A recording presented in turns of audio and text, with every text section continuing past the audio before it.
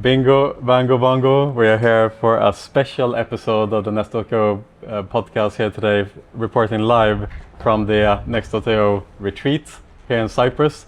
With us, we have Mike Danshin, CMO for One Way Crypto. How are you doing today, Mike? Yeah, I'm fine, thank you. It's hard to complain here, isn't it? Yeah, for sure. Amazing place. What a view. Yes. Yeah, it's incredible here. We're at the Cap St. George here in Cyprus with 3 days of a retreat in front of us. And what a great start to be together here today, Mike. I'm very happy to have the opportunity to speak to you today because obviously you are one of the driving forces, let's say, in the crypto casino, crypto gambling. You have some really interesting insights and information in this space, of course. So the purpose of the episode today is to try to really break down the crypto gambling landscape, to understand it better. Where are we today? What are the future opportunities in this space? And how do you navigate this really complicated crypto casino landscape? So to kick things off, there's been a lot of talk around the shift from Web 2 to Web 3. And I want to understand just if you could start, Mike, maybe just by explaining this change. What is first and foremost Web 2 and Web 3 for the listeners who might not be that educated in the crypto space? Well, to be honest, that's a tough question because there is no clear definition what is, for example, a Web 3 casino and what's the difference between Web 2 and Web 3 casinos if we speak about iGaming. If we speak about the whole internet, then Web 2 is the old version of internet. And Web 3 is a decentralized internet where all actives, all tokens, all transactions are, I can say, separated by a lot of people. So that's the main difference. But if we speak about iGaming operators, what is a Web 3 casino? Should it have a token? Should it have on-chain games? Should it have, I don't know, only crypto payments? So sometimes I can say that some products Web 3, but for other people, they will say that it's not Web 3. So I believe the definition is, right now, sometimes it's difficult. My feeling from the kind of Web 2 to Web 3 transformation is that it turned out to be a lot of bottlenecks along the way that perhaps were a bit unexpected in this transformation, where a few years ago, the discussion were a lot that crypto casinos will live completely on-chain, they will be completely decentralized, but we haven't seen that many such true Web3 examples anymore. So can you talk maybe about what stage we are at right now between this Web2 to Web3? I believe that right now it's not even Web 2.5, it's Web 2.2 or 2.3. And first of all, it's about the deposit method. So all crypto casinos allows you to make a deposit via stable coins. And the second step is about connecting such products as MetaMask. And MetaMask allows players to connect their wallets to the crypto casino and make deposits practically in one click. That's important, that's convenient. Then some products allow you to purchase crypto via fiat without leaving a casino. So it's very convenient as well. But it's not only a deposit method. Web3 is much more complicated. Some products, they have only on-chain. Some products, they have on-chain live games. So it really depends. As for me, I believe that not too many people, they need on-chain gaming right now. And why is that? So it's more about a trend, but what's the purpose of that? For example, okay, you have, I don't know, a wrong spin. You have a wrong spin in your blockchain. What will you do with this information? Will you go to the operator? Will you go to the Curacao license holder and ask them to, I don't know, correct information to pay back your money? What's the point of that?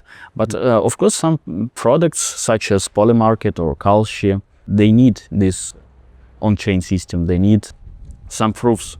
So that's one of the challenges to make Web3, first of all, easy for all the players, and second, to make it important, to make it valuable, I can say. Great, Mike. So I'm curious as well to hear from you, like, What would be like the biggest blockers right now to bring a casino to a fully decentralized Web3 casino? And do you think eventually this true Web3 model will become popular? Or as you say previously, do you think we'll kind of stay at the Web 2.2, Web 2.3 type of situation? Or where do you think this will land? I believe that there are several blocks. First of all, you need to move all sports betting and all your games, crash games, love games, to on-chain. And you need to adopt, I don't know, 10, 20, 30 operators to full on-chain. That's a long process. For example, people used to play Pragmatic Play. It's a very famous provider. But you need to move all their popular games to on-chain. That takes time, and many operators, they don't have time. Many game providers, they don't have time. So it's a long process. Maybe it will take several years, and that's why some casino operators, they are launching their original games, and they are getting more and more famous and popular. Yeah. As we speak about OneWin, as we speak about Shuffle, original games are tremendously important for us and for these companies as well. Yeah, it's super interesting with the original games, right? It feels like that is the latest trend of the industry in terms of game development, where these very simple, basic games are contributing to a massive part of the GGR for any given crypto operator, right?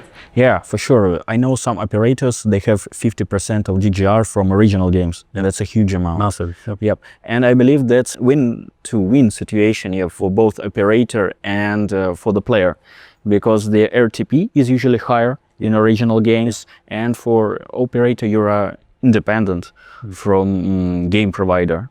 So you don't need to pay commission to game provider, you don't need to integrate game providers. So that's why original games are getting more and more popular. Yeah, and I see this with some of the more popular crypto casinos, that the original games, like the Pachinko and so on, it's like 99.9% RTP usually. Why is the RTP that high? Is it that the players are more educated on RTP between the sites, or why is it that the RTP is so incredibly high? 99.9 RTP is a marketing strategy.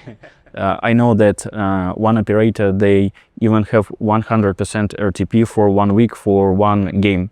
Oh, wow. But it's all about marketing for sure. After several years, RTP will be lower, maybe 99, 98%, but that's great. Even if we compare with Pragmatic Play, many games of Pragmatic, they have RTP 96.5%. So original games allow operators to make RTP higher. And I think this has been the debate for a long time, whether the players understand, let's say, how educated they are in what is low RTP or high RTP and so on and so forth. You know, I just came home from Vegas a few days ago, and in the strip, this is the problem there, that the RTP and both the machines and the table games are getting worse and worse and worse. They even introduce, a 000 roulette, and players still play roulette, and the RTP and the slot machines on the floor in Vegas can be less than 90%, and it's almost impossible to win, but players still play. So I'm curious to know, from your perspective, how educated are the players of RTP? Yes, for me, I'm a casual casino player, and for me it's impossible to distinguish 96% RTP from 98, even 92 from 96. So if you're a huge casino player, of course, on a long distance you will feel the difference. But if you are not playing casino day to day, if it's just a hobby for you, then I think both methods, both RTP will work. What is the general audience of the crypto casinos? How would you describe the audience? It depends really on a country and on traffic source of this casino. Crypto casinos are very popular in tier 1 countries, in the United States of America, in Japan, in South Korea. First of all, because people are educated about crypto. So crypto adoption is vital for crypto casinos, because products, they don't have time, they don't have opportunity to educate players. That's important. And they need players that are already been in crypto. So that's the first thing. The second thing is there are some regions where crypto is massively adopted. For example, Argentina. You know that the inflation rate in Argentina is really crazy. People need to save money, people need to transfer money, and that's why they're using crypto. And crypto adoption is great in Argentina. Even elder people, they use crypto for savings. Of course, they are more, crypto saving people, not traders. No. But they have an opportunity to place bets, to make deposits on crypto casino websites. Then we have such regions as India. India is always on top in all crypto adoption ratings. So India is number one. Many people from India, they need crypto to transfer money from foreign countries to their relatives and friends. That's why crypto is very popular there.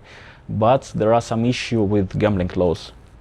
They are always updating, and right now the taxation of crypto is not so good. As far as I remember, that the taxation of crypto is something around 30%. So that's a really huge number. That's why some people, they try to hide their crypto actives.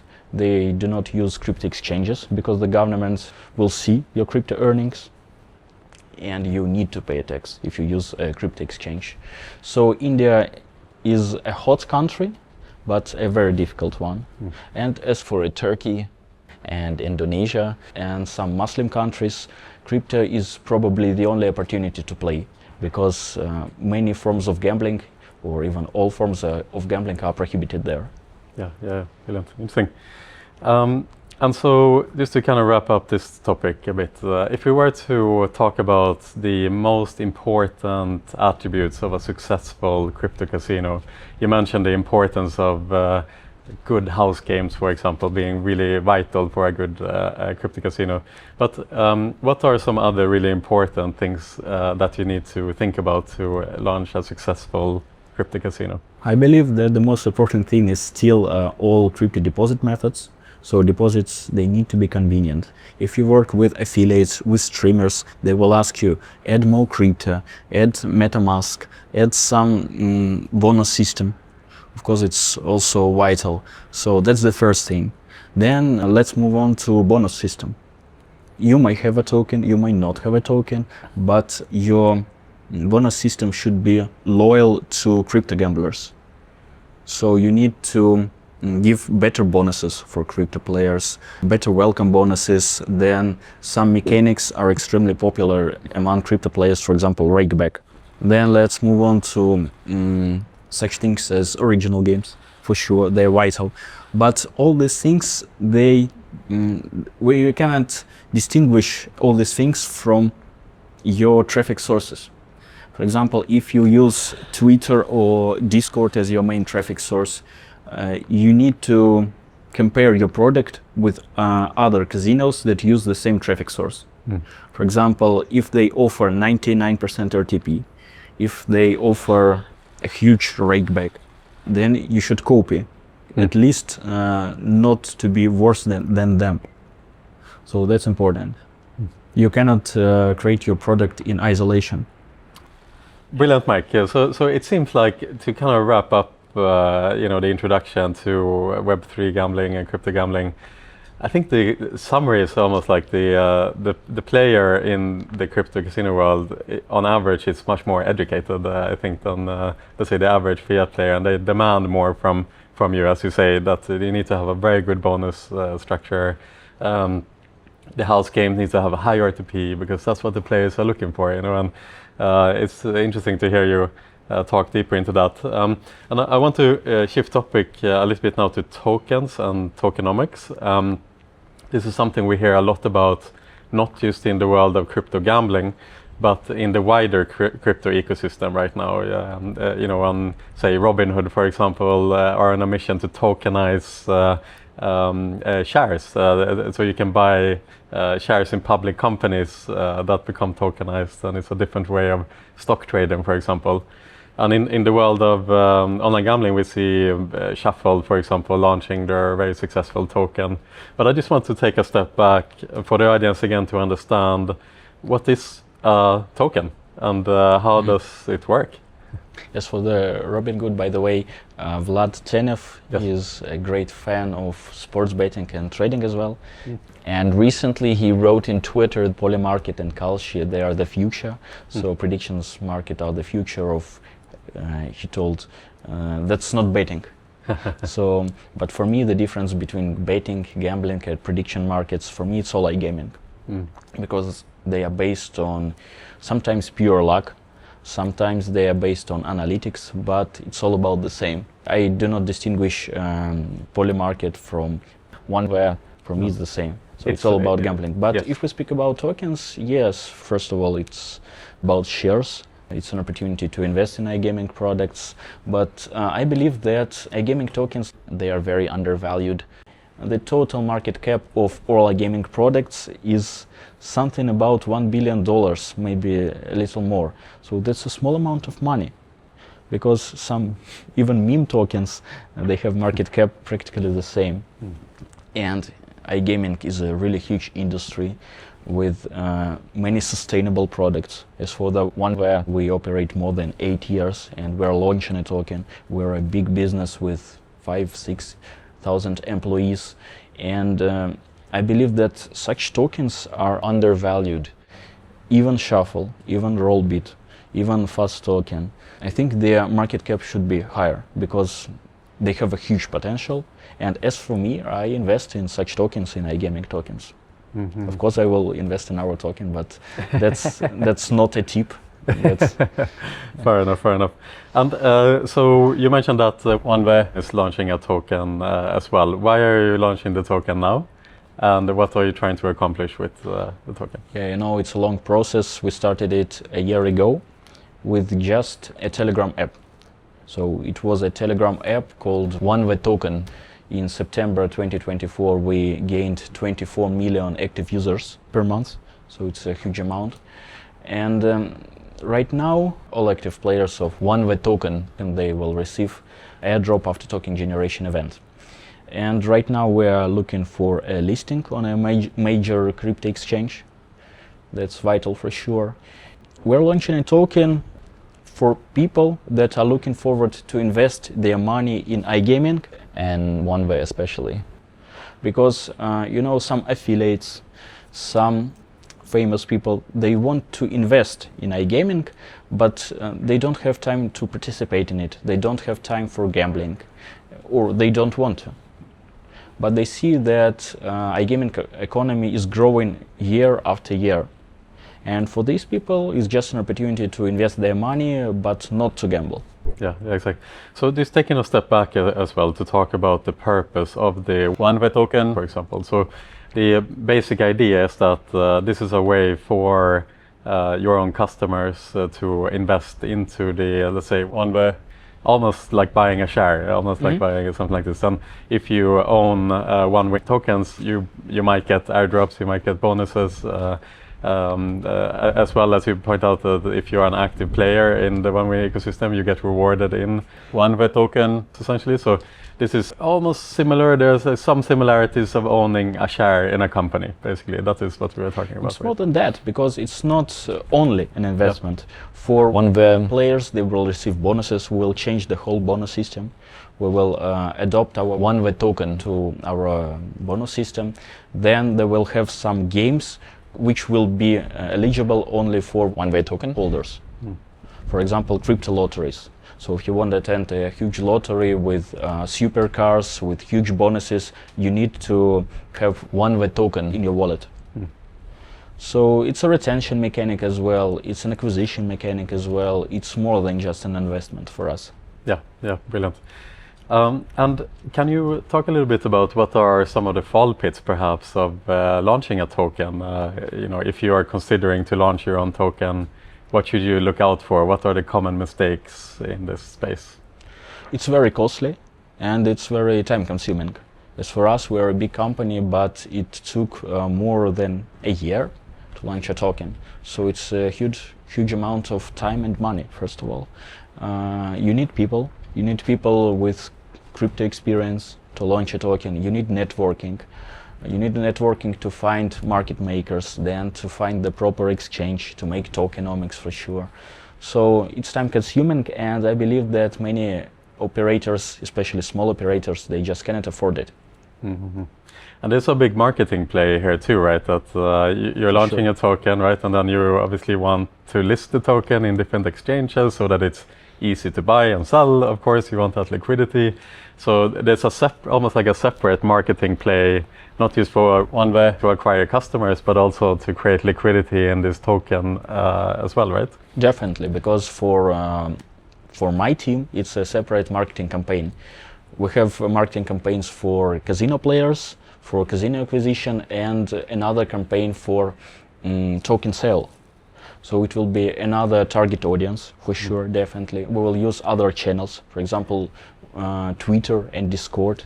So usually we do not use these channels massively, but for token sale you need it. Yeah. Then some crypto websites as bitcoin.com, blockchain ads, crypto networks and so on. So the sources are different, your target audience is different.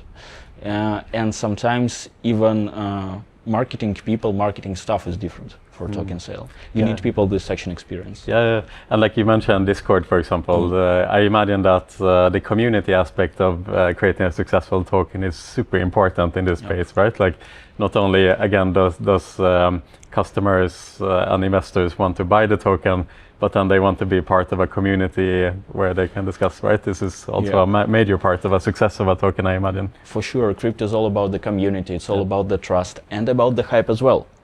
So you need some guys to make your community prosperous, to make chats, to answer the questions, to create topics, surveys and so on. So you cannot launch a successful token without community management, definitely. We're trying to invest in it. We're creating chats, we're creating Discord servers. We make giveaways every month for our active players of OneWin token. So that's a process. That's not easy. Yeah, it's like the FOMO in the crypto world is really important, right? That you don't just invest in the token in the hope of it will go up, but it will give you access perhaps to that really important community where you can then network and connect with other high-level people in the industry. So our community is pushing us to launch a token as soon as possible, but we want to move it a little bit later to make it in the right way, So brilliant. Without mistakes. Yeah, for sure. And which token economy model do you feel inspires the most trust? Is it the utility, the governments, or revenue share, or how do you see it? As for casino, I believe utility, because many people, they want to gamble, and they want to gamble on your token as well. You need to change your retention mechanics to adopt your token to your product. So if we speak about iGaming, of course utility is number one. Mike, let's shift the topic again to maybe your favorite topic of today. As the CMO, of course, we need to talk marketing and traffic. So interesting discussion for sure. So when it comes to Web3 channels, what are currently the most effective ones for user acquisition? As for the user acquisition strategy, practically all crypto casinos, they use Twitter and Discord. Twitter is, I can say, it's crazy, absolutely, right now. Some Twitter influencers, such as Aiden Rose, operators pay tens of $millions for Twitter, for Twitter guys. So Twitter is really huge right now. About Discord, you need to create a community just to push people, some of your most active players. Then let's move to Telegram, which is very popular in CIS countries, in Turkey, in Indonesia as well, in India. It's a big channel for us and for many companies in this region. Of course, some crypto networks, they do exist, such as CoinMarketCap, CoinZilla. They are pricey. The CPM rates are $10, $20 per 1,000 views and above. So it's really a huge amount of money for many operators, and it's costly. And the price for the first-time depositor is more than $100 from these channels. And for newbies, for new operators, I do not recommend them to use these channels because it's more about brand marketing than real performance. Let's move on to Instagram and YouTube. Of course, they are massive if you speak about crypto influencers, but links to iGaming products are prohibited in YouTube, unfortunately. Some people, they try to use comments. They pin links to the first comment and it works. But sometimes YouTube, they delete such videos, and many influencers, they're scared to work with iGaming products. Instagram is much more, I can say, effective and easier for many operators. So basically it's influence marketing, yep. So if we speak about Instagram, YouTube and Telegram as well, it's all about influence marketing, but you need to choose the right channel. For us, Telegram is number one. It's the easiest and the most convenient way to find new players. We even have our iGaming casino app in Telegram. So for many players, it's convenient in terms of creating a new account. You can create a new account in basically one tap. So it's very easy. As for the Instagram, yep, it's really huge, but influence marketing is a long-term process. It's not like Facebook or Google Ads where you can just purchase, an ad account, copy-paste campaigns, and that's it. No, you need to pay money to influencers. You need to be creative. You need to follow all the time zones of such influencers. So it's very difficult and it's very different from traditional channels. Okay, let's zoom into Instagram specifically for a little bit of time. I think we see a lot of brand marketing, especially on Instagram, on viral videos and so on in general. Like you mentioned also the importance of influencer marketing and kind of the longer term play, that you make an investment and then you have to really make the most of that investment yourself, right? It's not just this, as you point out, that you can measure exact return on investment on a campaign to campaign level. Can you talk a little bit more deeper around how to create success on Instagram specifically? First of all, there are several marketing channels in Instagram. Most famous is stickers in Instagram, and many operators, even traditional operators, they are starting to use stickers. But so there is no option to click on the sticker. Oh. That's why it's more about brand marketing, but not performance marketing. Some operators, they use bonus codes on the stickers, but though the price is too low, I know that average price right now it's about $10 or $15 per 1 million views, so it's really low, the price, but the performance rate is not too good. So if we measure it only by the price for the first deposit, it will be very costly. And the second way and the most convenient way is to post Instagram stories.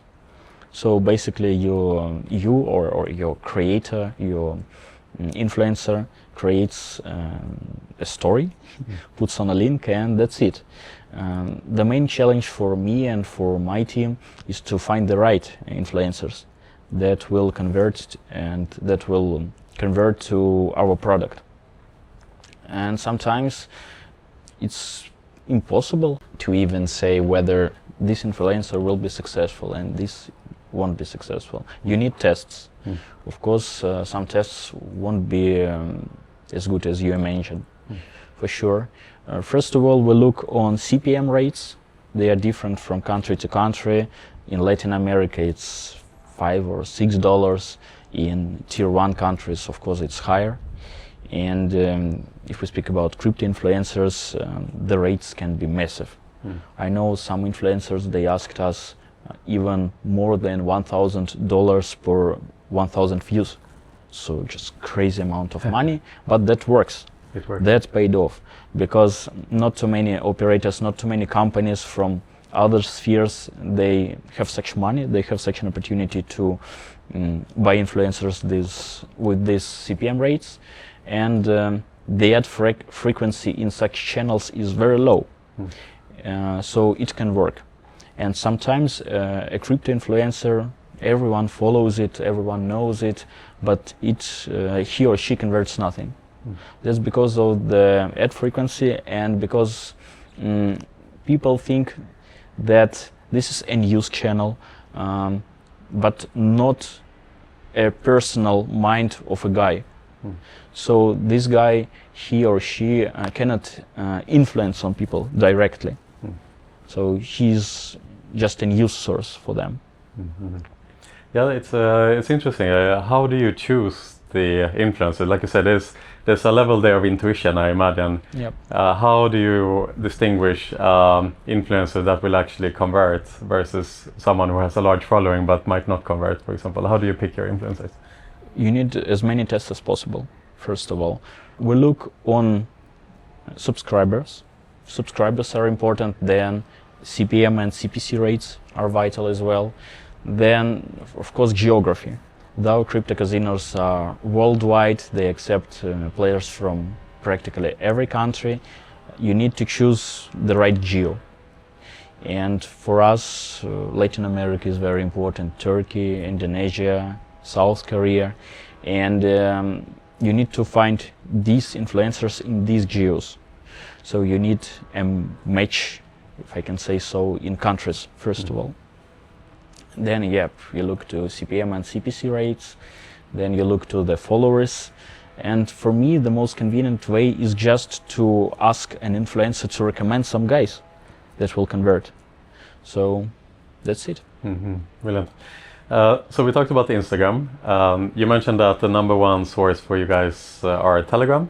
Yep. So likewise, I want to ask the same question. We can go channel by channel for a little bit. How do you create success on Telegram? How do you make sure that you get the most out of your marketing spend? And what are the opportunities on Telegram, for example? Can you break down this channel?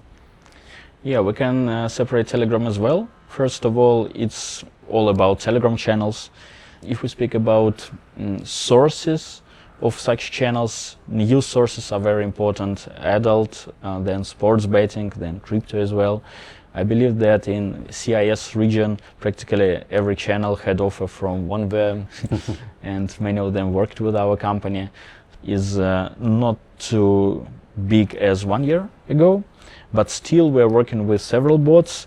For example, they had tasks in their mini apps, and if you make a task, for example, make a deposit on OneWeb, you finish this task and you will receive an award in this product, in this game. So it's the latest company was that some product made an airdrop, and one of the important steps to receive an airdrop was to make a deposit. So such form of collaboration is also possible. I know that some brands, they use Telegram for mass spamming to personal messages, but we do not use this channel. Brilliant. So Instagram, of course, is all about the influencers. On Telegram, it's all about the communities and the bots, and be able to reach out with your message through there. You mentioned also Twitter earlier, that is like the channel that you guys are really paying attention to right now. How does Twitter differ from Instagram in the sense? Is it perhaps that there are less restrictions and so on? Obviously, you have a more native crypto audience, for example, on Twitter. But can you break down the Twitter as well and how to be successful on that channel? As for me, Twitter is the most difficult channel to build a sustainable marketing funnel, because links are not prohibited in Twitter, but Twitter reduces the number of views if you put links in your post. Sometimes it happens, and especially if you put iGaming links. That's why you need to be creative. I know many guys, they put links in their bios. Then another popular method is to run a giveaway in Twitter. And the final thing is leaderboards. Leaderboards are just crazy in iGaming. So basically, I will tell you about that. You need to create an account on a casino or on a betting website with a special promo code. You put a promo code and then you automatically register on the so-called leaderboard. Leaderboards are run by influencers, by crypto influencers as well. He receives an award from a casino operator. So, and it's just automatically happens. It's very convenient, it's win-to-win for both operator and influencer, and many people use leaderboards right now. Interesting. And then finally as well, perhaps the final product to break down is TikTok as TikTok. well. I'm curious to know, how do you guys look at TikTok as an acquisition tool? Yeah, TikTok is really massive. As for me, I'm not a TikTok user. We put stickers on TikTok videos. That's the first channel. The second channel is that we are trying to run official marketing campaigns with TikToks. But TikTok for this moment, for 2025, is not a big channel for us, unfortunately, maybe. Okay. And then finally as well, where does SEO affiliation play in all of this, the traditional way of acquiring users, especially from a crypto perspective? SEO affiliation doesn't seem to be as important of a channel as it would be in the traditional fiat casinos. Yeah, I can say that affiliates, right now they are learning how to work with crypto, and they're learning how to work with crypto audience. Many guys, they have media buying teams that work with Google, with Facebook, and they are successful in this sphere. But unfortunately, it's practically impossible to target crypto players in such networks, especially on Facebook. And that's why there are not too many really big crypto affiliates right now for us. We're trying to learn, we're trying to educate such people, we are trying to build our own media buying. But for guys who work with influence marketing, with Twitter as well, I believe that's a great opportunity. But you need people to find such influencers, to work with influencers. It's not the same as Facebook. Mm-hmm. Yeah, exactly. So as affiliates, if you want to be successful as an old school SEO affiliate, you in the world of crypto gambling, you need to move into these different products and social media influence and so on. The traditional Google SEO isn't that prevalent of a channel for crypto casinos, then basically. Yeah, if we speak about Facebook ads or Google ads, if you're successful in these channels, why not to move on to something new? Why not to try? Why not to just for a test, run an influence marketing campaign? So I believe it's a great opportunity for many media buying teams.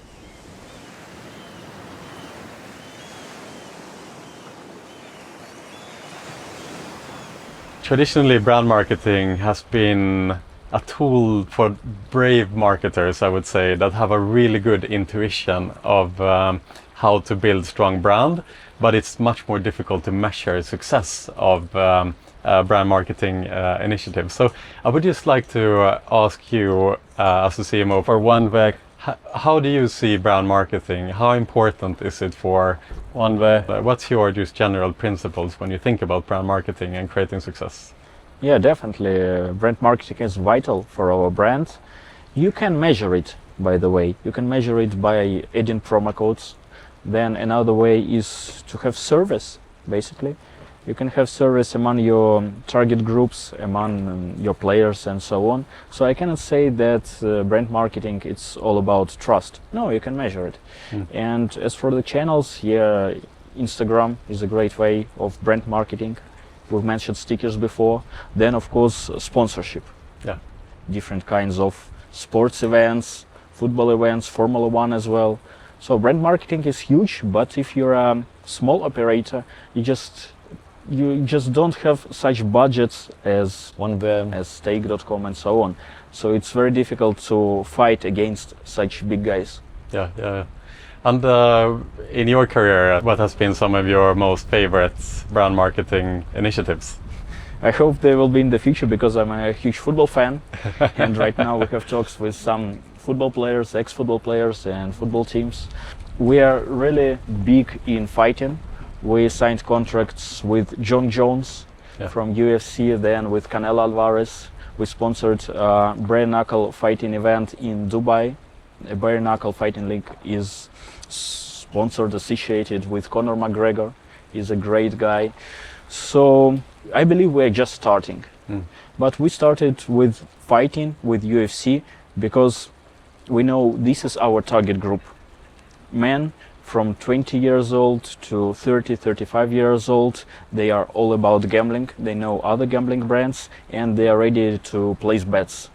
So Yeah, and how much are these brand marketing campaigns about conversion for you versus just building particular brand values? So for example, Stake obviously have invested a lot in their Formula One partnership, and to some extent, of course, it's a lot about acquiring users, but it's also perhaps about positioning the brand a certain way.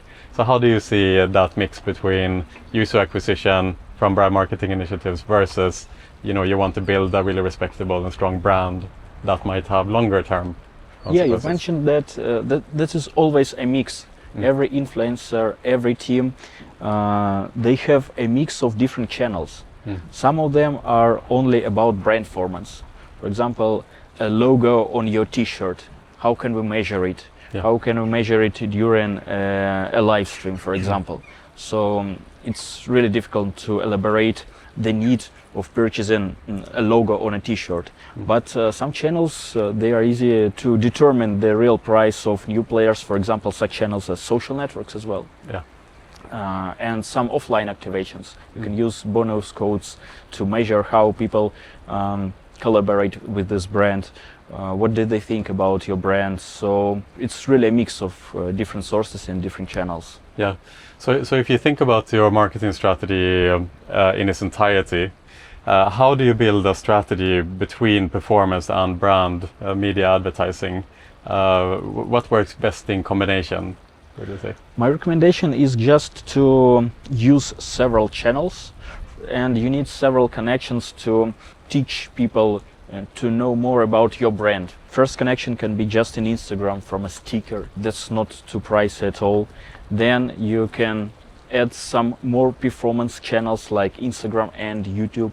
And finally, another connection can be from Facebook ads or Google ads. So you should just have several connections, several different advertising, and that's it. So you just cannot say that use only this channel for acquiring new players.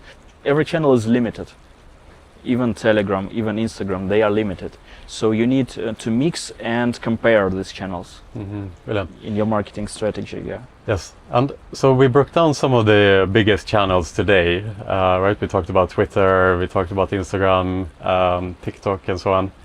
The landscape is constantly evolving with new products and marketing channels coming available. What do you think are some of the are there perhaps any interesting new channels that you're thinking about? What do you think will be the channels of the future? How are you thinking about kind of staying ahead and investing early in new products? I will tell you just about one great, amazing marketing channel for crypto casinos. This is called Farcaster. Farcaster is a social mobile app for crypto users, and some way it is similar to Telegram. In some ways it is similar to Twitter. So basically it's just a news feed, a feed with posts of influencers, and then there is a feed with bots. So the same as in Telegram, and you can place your bots in the section. For example, you can add an iGaming bot there, and every person already has account in Farcaster, and you can integrate Farcaster into your product. So it's you will create an account automatically in Farcaster app, and after that it's very convenient to add a wallet, a crypto wallet, into your product. So it's just frictionless. So I recommend you to have a try. And the funniest day that Farcaster is a paid app. You need to pay $4 or $5 to create an account. Yeah, it's a great way to create a barrier there for sure. Let's change pace a little bit. I want to do a little bit of a topic that is from left field, which is to talk about prediction markets, because you mentioned this earlier as well with Vlad Tenev, obviously through Robinhood. They have launched prediction market product. Obviously, Polymarkets, they just raised $2 billion, I believe, on a valuation of like $8 billion, something like this. The space is exploding, right? And the idea in the US is kind of that you'll be able to offer sports betting-like product, but it's under a different regulation, right? Under the CFTC and so on. And that gives operators access to the whole US market and ecosystem. And it's a really interesting product. And in terms of Polymarket, they also, in this announcement that they raised capital, said that we are now a global company. They are now going to target 150 countries or something like this globally. And so I'm really curious to hear your thoughts on the prediction market space. What do you make of everything that is happening right now? Yeah, first of all, Polymarket are really huge, and this investment of $2 billion, that will be a game changer, I believe.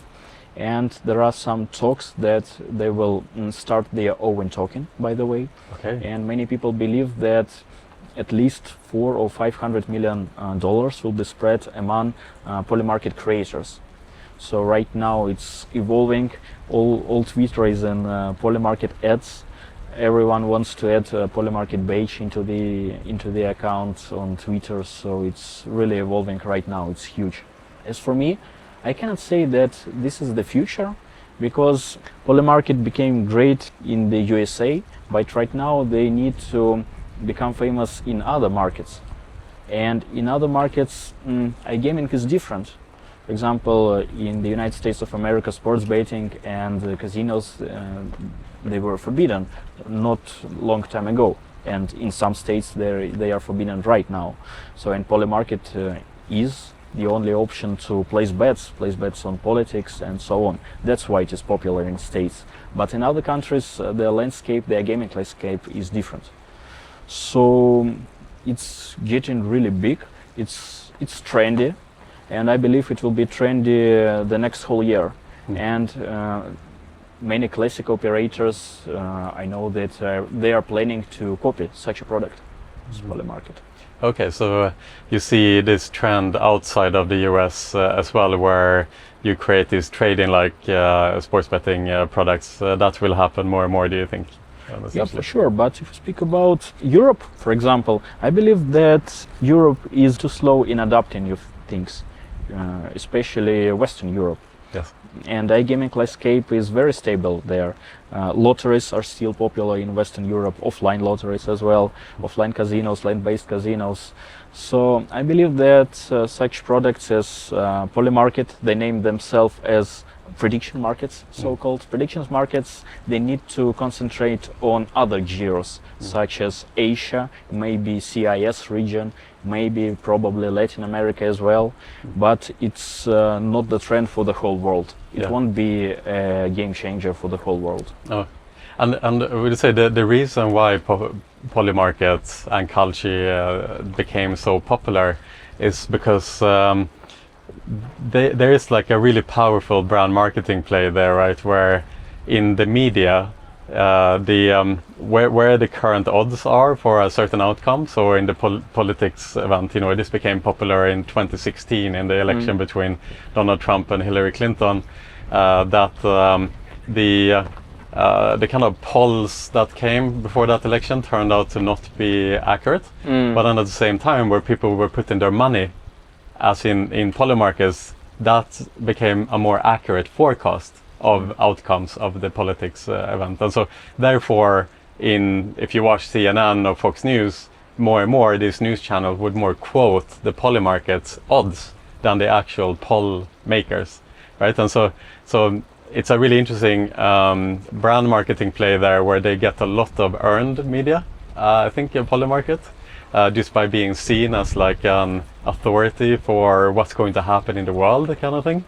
Would you say as well that's like one of the main reasons why they became so big as well? I remember the times back in the days in 2016. I remember that many people scared to tell during the service that they will support Donald Trump, and everyone thought that he will lose. Yeah. But on Polymarket, on prediction markets, you put your real money. When you put your money, then you are gonna put it where you actually think. Yeah. For sure. Yeah. Polymarket is great, but it's about regulation as well. For me, Polymarket is truly a gaming product. They have sports betting as well. You can place bets on major European leagues, on major sports outcomes. For me, they should be regulated as a betting operator as well. So I believe that their success is also about the fact that predictions markets are not so regulated in the US as sports betting and as online casinos. Yeah, That's the another thing. factor. Yeah, for sure. So do you see Polymarket as a big threat, perhaps? For us, Yeah, now that they are raising so much capital, they have incredible marketing budget behind them, strong brand, you know. Do you see them as a big potential competitor? to some extent, yes, because finally we're working with the same audience. It's all about iGaming, and we are trying to work with the same influencers as they do. But if we speak about geos, about the countries, we're not targeted to the United States of America, to Western Europe as well. So we are quite different in terms of countries, but we are sometimes similar in terms of traffic channels.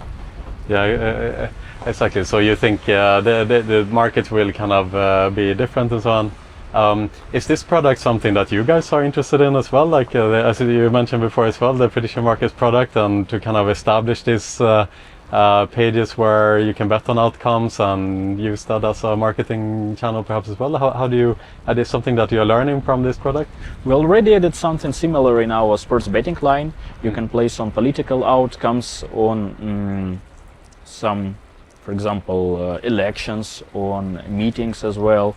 So some bets are available on one way as well right now. So Brilliant. we're trying to copy, but we have another strategy. Yeah. Because first of all, we're trying to add as more opportunities to play as possible. So you can play casino games, crash games on our website, and Polymarket, it's all about predictions. So Yeah, exactly. it's a smaller market. Yeah, makes sense. Brilliant, Mike. Let's focus to start rounding things off today on the future of OneWay. So obviously you've done a great job building the company to where it is today. Strong brand, a good user acquisition. But what comes next for OneWay? What are you focusing on right now? What are your eyes on at the moment? Where do you think the company will be, say, in 2 years' time, for example? The future will be bright as the sun Cyprus, right now. Yeah. I hope so. We'll do our best. And right now we are focusing on launching our own token, and that's the main goal for us for the next quarter. So the first step will be launching a token sale for all people, not only to OneWay users, but for all people. Then to make a fair airdrop, that's also vital for OneWay token users in Telegram. And finally on listing on a major exchange. So I hope we will finish all this stuff in several months and will be a big power in crypto gaming. Final question for you today. Will Bitcoin hit $1 million? 1 million, no, but I believe 150 will be soon. Okay, I brilliant. hope so. Mike, it's been a pleasure. Thank you so Pleasure. much for joining me here in Pleasure. person. Thank you so much everyone for tuning in. And let's go enjoy the sunshine here, Mike. Yeah, thank you for listening to this interview. Bye bye.